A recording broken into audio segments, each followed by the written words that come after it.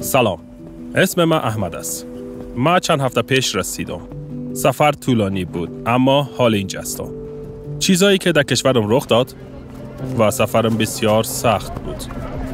در حال حاضر اینجا همه چیز جدید و متفاوت است. در 4 طرف من کسایی هستند که نمیشناسم و با زبان‌هایی صحبت میکنند که نمیفهمم. این یک فرهنگ جدید است با قوانین متفاوت. چیزای زیاده برای یادگیری و فهمیدن وجود داره.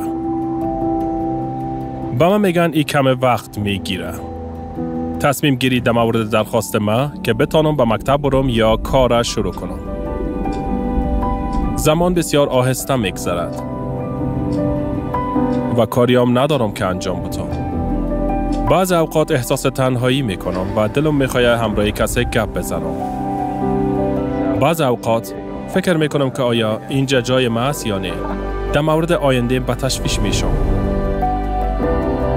میبینم بعضا با سیگارت کشیدن و شراب خوردن و یا حتی استفاده از مواد مخدر شروع کردن، اما حال اونا هیچ خوب نیست.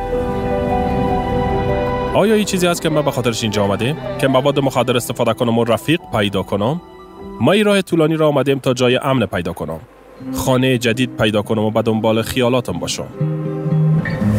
هفته ها گذشت، ماه ها گذشت، بسیار طول کشید، اما حال راحت تر و بهتر هستم.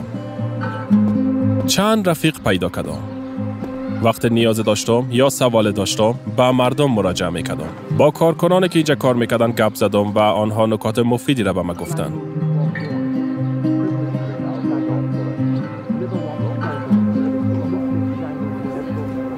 وقت مریض شدم پیش نرس رفتم.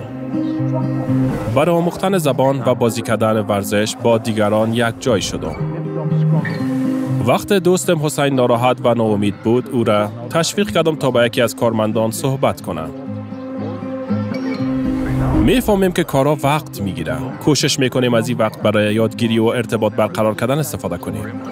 ما چیزای زیاده با خود آوردیم. فرهنگ ما، زبان ما، توانایی آمدن به اینجا و شجاعت و رویا و امید داشتن. بعداً زنگ میزنم. حالیام میرم ورزش میکنم. بعد از او هم یک وقت ملاقات با کارمند اجتماعی خود دارم.